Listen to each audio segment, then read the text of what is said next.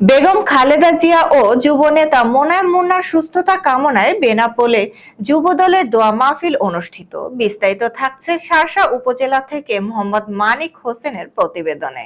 বেনাপোলে শার্শা উপজেলা ও বেনাপোল পৌর যুবদলের উদ্যোগে বিএনপি চেয়ারপারসন বেগম খালেদা জিয়া এবং যুবদলের কেন্দ্রীয় সভাপতি যুবনেতা আব্দুল মোনায়েম মুন্নার সুস্থতা কামনায় আলোচনা সভা ও দোয়া মাহফিল অনুষ্ঠিত হয়েছে।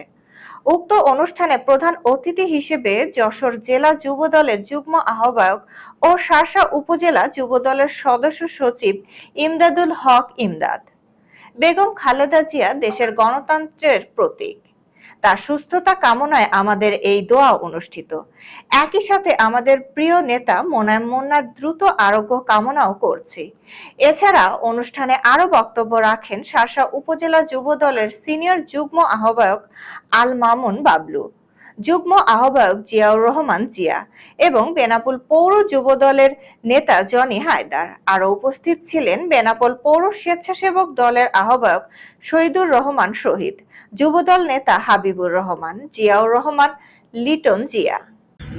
তার মধ্যে অন্যতম হচ্ছে আমাদের কেন্দ্রীয় যুবদলের সভাপতি ও সাধারণ সম্পাদক। আসলে এই কথাগুলো আসলে না বললেই নয়।